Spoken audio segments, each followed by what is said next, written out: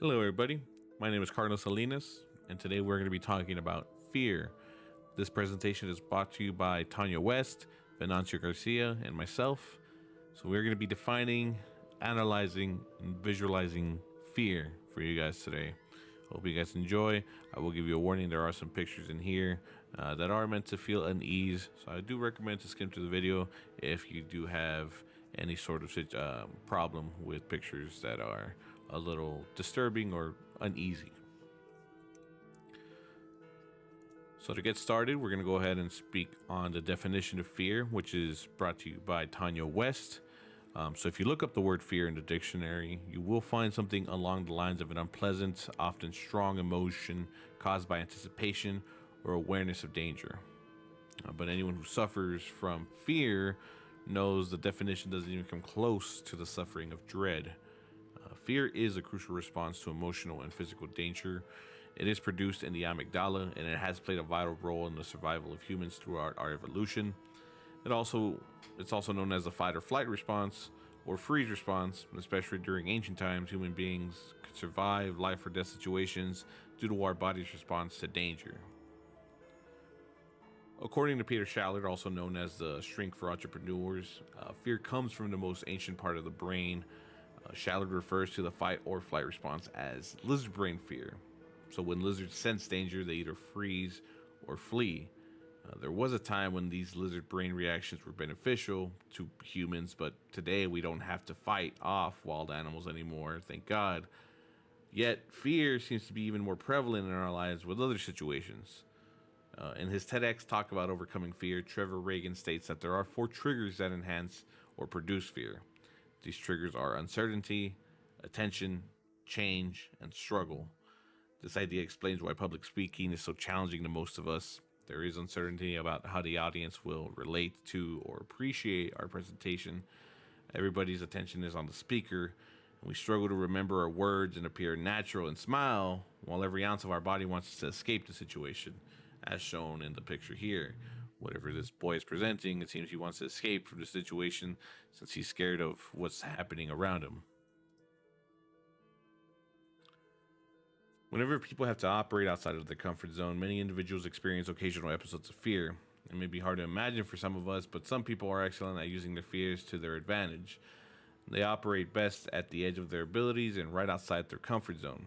However, for others, the anxiety is very persistent, and it controls their everyday lives, even stops them from great opportunities.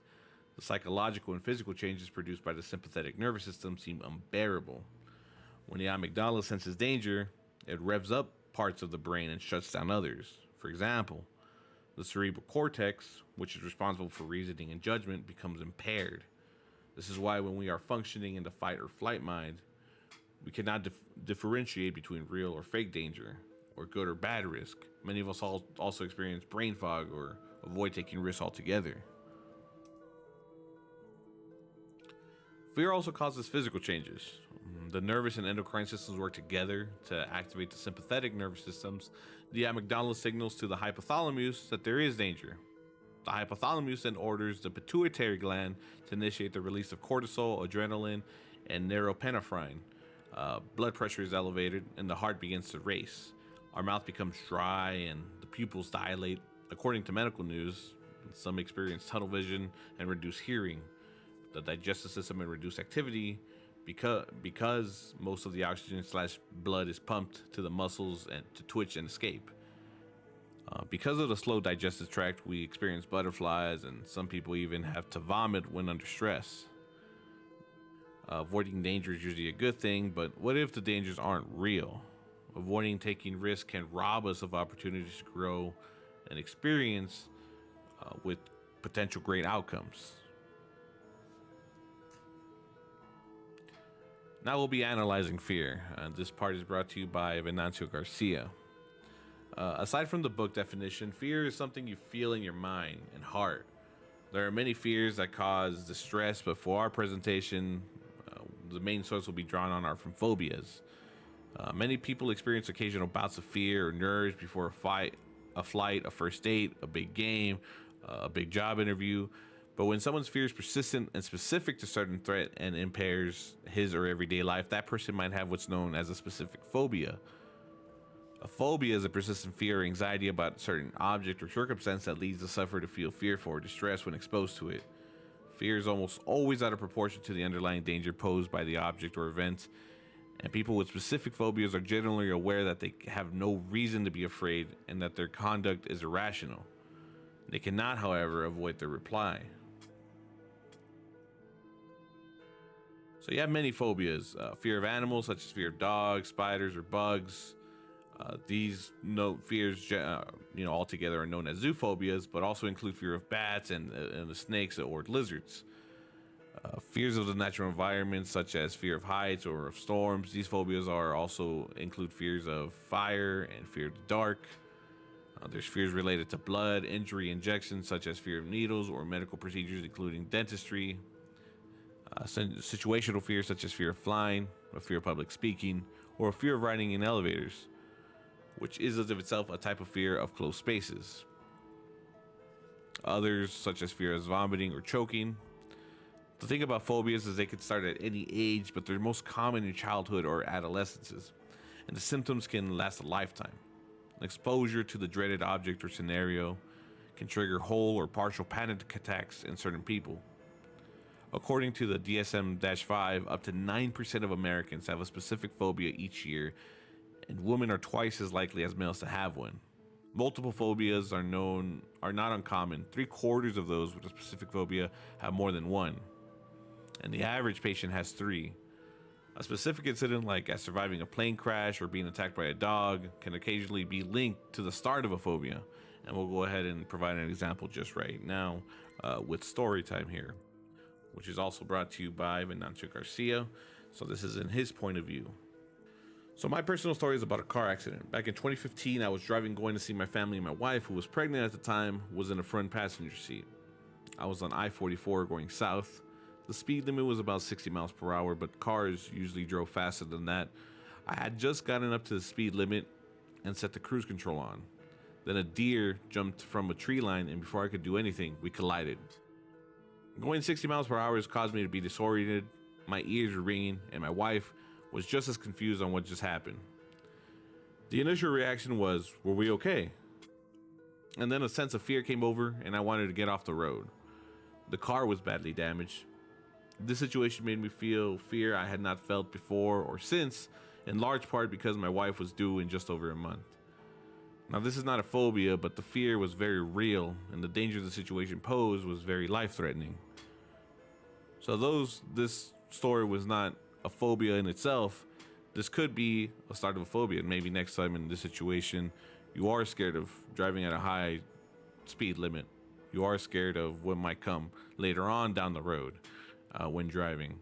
So this is a good example of what may be the start of a phobia. So because we've been talking about fear through the entire thing and what it means and analyzing different types of fears, let's talk about solutions to fear. One solution or way of overcoming fear of public speaking is to prepare, practice peer support, and learning to place oneself in a calmer, more relaxed condition can help people overcome their fear of public speaking. But challenging their beliefs is one of the most crucial steps they can take. Reframing one's fears cognitively, challenging assumptions about being dull, worried, or uneducated, and replacing them with more positive, supportive, and most importantly, realistic statements can help someone develop confidence and better recognize the amount of threat. In terms of social anxiety, a way of overcoming it is by using cognitive behavioral therapy strategies could be able to help people with social anxiety and get started on the road to recovery. Practicing social settings through limited exposure and beginning to challenge the internal tales that cause them to avoid others can help sufferers gain confidence in their ability to handle social circumstances. Learning to applaud or reward themselves for attempts towards socializing rather than criticizing themselves unrealistically in post-mortems can help people battle anxious thoughts even more. Another way of dealing with fear is by using the strategy of flooding. Flooding, as the term implies, involves thoroughly immersing the person in situations where the fear is present. This strategy, however, may not be suitable for everyone because it can be overwhelming and because it can be quite traumatic in many circumstances. It should only be done with the help of a mental health expert. However, it has a high rate of success, and if done correctly, may be the best option for you. Lastly, speaking, professional help and using medication may be a way for some to deal with their fears. Specifically, beta blockers, which block adrenaline and lower heart rate and blood pressure, are commonly taken in the short term when feared circumstance is required or unavoidable, such as before giving a public speech.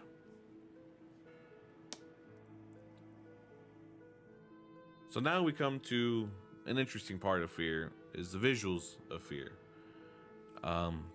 This part of the presentation is brought to you by myself, and I wanted to go a little bit into different versions of visuals of fear.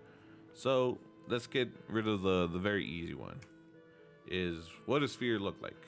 Well, obviously this person is scared of something in front of her that she is looking at, where her expression is definitely showing the expression of someone who's terrified or scared.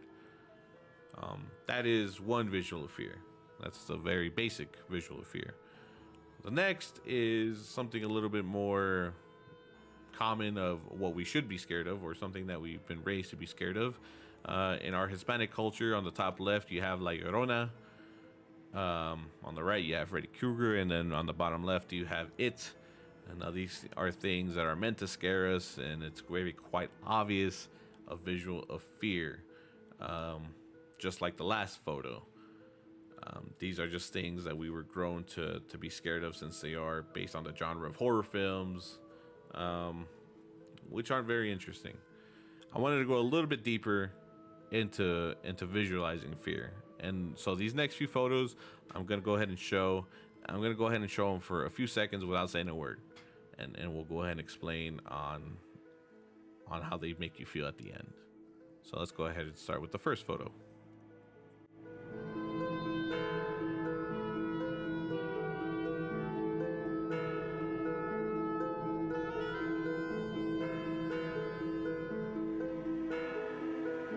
Now the second photo.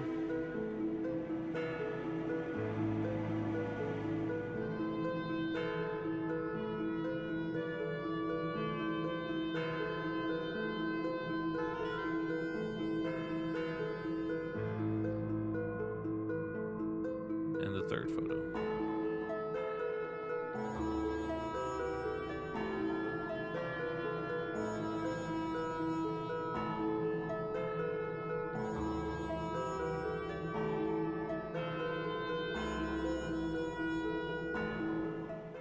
So, let's talk about them. So, if these photos did scare you, why? Why did they scare you? Well, why did they make you feel uneasy? That's a bigger thing. Even feeling uneasy is a small little sense of fear. You might be just think, just out of nowhere, these pictures pop out and you are a little scared of them because why? Well, why is it that they're scary? Well, as defined in the beginning of this presentation, it's because we're uncertain of these pictures, right? I mean, this first picture, well, it's a clown, obviously, and it's in the porch. But do we know if that clown is a statue? Do we know if it's an actual person? Is that clown gonna hurt us if we get next to it? Is that clown gonna give us a handshake or make us laugh? We're not sure. It's the uncertainty that scares us. Same thing with here. What is this thing? We got a mask, we got a wig, we got ears, but I mean, is this thing gonna move? Is it alive? Is it menacing? Is it not? We're not sure what we're seeing, which is what makes us fear. Same thing with here. This is just kids way back when dressing for Halloween. No, it looks very unnatural and out of the ordinary for today's times. This is normal for way back when. And again, we're just not understanding as why are these masks abnormally large? Why are they just unnaturally, don't have any really form of, maybe this might be an elephant, but why is this just unnaturally large? Doesn't even look like any actual human. The reason we're scared of these things is the thing that's in common in all these three photos is the uncertainty. The thing that we can't understand is what makes us scared. I mean, I could have very well just have shown a picture of SpongeBob here, and with the music I hope to have in the back of this presentation, because we understand SpongeBob, we're not scared of him. We're not, we don't fear SpongeBob because everyone who grew up with this understands who he is, understands his personality and what he wants to do, and he's a very happy going sponge underneath the sea, we're not scared of him. But other photos where we're not sure of what they mean, of what they present, we're scared and we fear what we see in front of us. So one thing I hope that everyone takes out of this is the things that we can't understand, the things that we are uncertain of, and the things we can't predict are the things that we fear. But we shouldn't let that scare us into submission and keep us from growing as people. Never be scared to move forward. And that being said, this is the conclusion of the video. I want to go ahead and thank everybody for watching. I do thank everybody, Venancio and Tanya, for also being part of this a huge part of this presentation. I did my small part. Other than that, thank everybody